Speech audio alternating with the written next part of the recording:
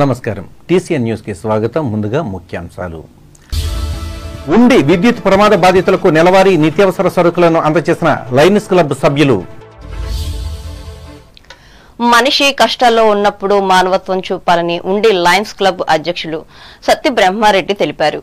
నియోజకవర్గ కేంద్రమైన ఉండిలో విద్యుత్ షార్ట్ సర్క్యూట్ కారణంగా సర్వస్వం కోల్పోయిన కుటుంబాలకు ఉండి లయన్స్ క్లబ్ ఆధ్వర్యంలో నెలవారీ నిత్యావసర సరుకులు నగదు అందించే కార్యక్రమాన్ని శుక్రవారం నిర్వహించారు.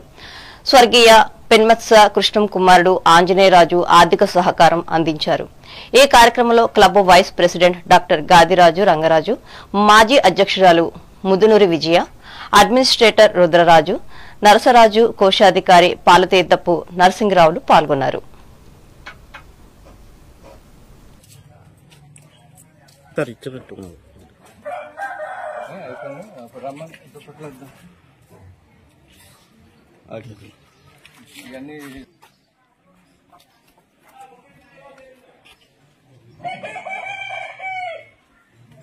సహకారంతో ఈరోజు పెద్దపేట గ్రామంలో పెద్దపేటలో ఈరోజు మరి అగ్నికి ఆహుతైన ఇంట్లో ఈ ఆర్థిక సహకారం అందివ్వటం జరిగింది.